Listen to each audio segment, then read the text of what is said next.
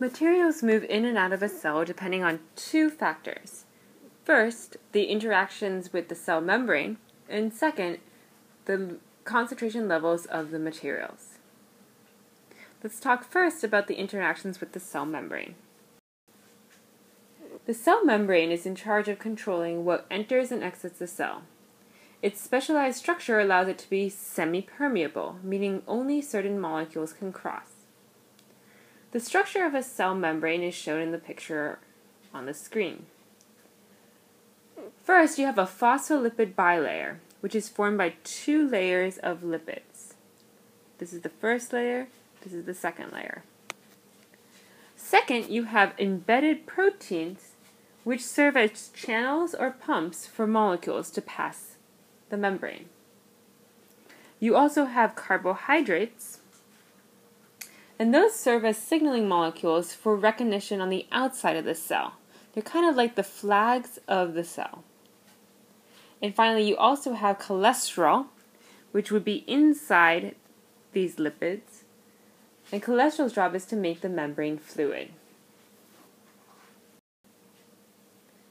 The concentration levels of the materials also matters for how they are transported across the cell. A concentration gradient is the difference in concentration of a substance between two locations. Moving with the concentration gradient causes a substance to return to homeostasis, which is balance. This process does not require energy and is known as passive transport. There are three different types of passive transport. First, there is diffusion, and diffusion is the movement of a substance from a high concentration to a low concentration. That would be something like this picture up here. There's a high concentration of dye on this side. There's a low concentration on the other side. So over time, you see that the molecules from here are moving to the right. That is diffusion. The second type of passive transport is osmosis, and osmosis is the same thing as diffusion, but it is the movement of water from high to low concentration. Finally, facilitated diffusion is the movement of a substance from high to low concentration using protein channels in the cell membrane. That example is right here. This is a protein channel, and it's being used to transport these molecules from a high concentration on the outside of the cell to the inside. Moving against the concentration gradient causes a substance to move away from homeostasis, or balance. This process does require energy and is known as active transport. There are three types of active transport. The first, protein pumps, is the movement of a substance from a low concentration to a high concentration using protein pumps in the cell membrane.